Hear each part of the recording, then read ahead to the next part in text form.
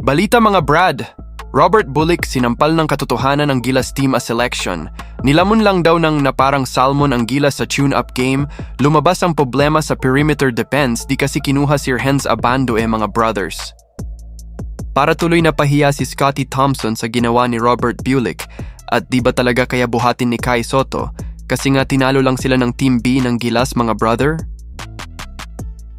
Ang dami nga umaasa na si Kai Sotto ang bubuhat sa Gilas dahil wala si Brownlee sa fourth window sa malakas na team ng Jordan and Iran, ngunit nagdalawang isip ang mga fans dahil nga viral ngayon na nilampaso lang ng Team B, ang Team A.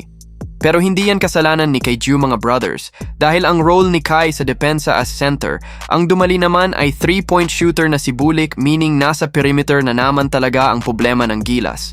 Paano medyo hindi rin kasi ganun kalakas ang unang line ng depensa ng Gilas team? AC Scottie Thompson, 6'1" lang magaling din naman and masipag sa second chances and sa laksak. Pero madalas talaga iwan to sa depensa Lalo sa intentional games na malalapad ang guards.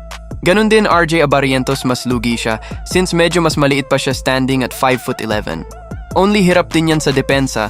Lalo na kapag malaki ang katawan ng guards na katapatan do nakakasalisi pa din naman siya sa scoring mga brother. Samantalang matunog talaga ang name ni Bullock na dapat isama sa Gilas Team A dahil sharp shooter sa 3-pointer, playmaker din naman, may depensa pa, siya talaga ang bagay na bigyan ng chance. Viral na viral nga ngayon ang name niya matapos nga niya sibakin ang team a guard sa pa nga kay Homer Saison Para lang daw kumakain ng salmon si Bullock binaisik lang. Ba na natalo ang FIBA World Cup team sa Asian teams. Ano bang pwede mong ibulgar at sabihin tungkol dito? Totoo, tambak. Actually, tambak ng 18 points. Taka pagdating sa fourth quarter daw, medyo naawa na lang yung Asian team. They slow down the gas, kaya nagiging respectable ang ending. Ito sa exhibition game, obviously, walang statistics. Pero, hindi naman balls in the walls na talagang banat-banat, pero hindi din all-star type. So, serious ang laro. And, I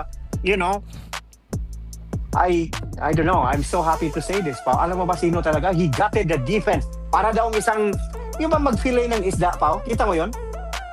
Yeah. Si Bullock daw. He gutted the Gilas defense like a salmon. Like a piece of salmon. Grabe daw. So, nilunok lang niya. Kinain lang. No, boss. I mean to say, yung depensa nila, he could penetrate at will. Grabe daw kadami ang assist. Oh, ganun. Nilunok niya, boss. And then, many people are wondering, why is he in the Asian pool? Ba't wala siya sa main Gilas? Right? Ang galing daw. And then you know who... Dapat si Renz Abando and Bullock kinuha nila para talaga ma-level up ang perimeter defense mga brothers.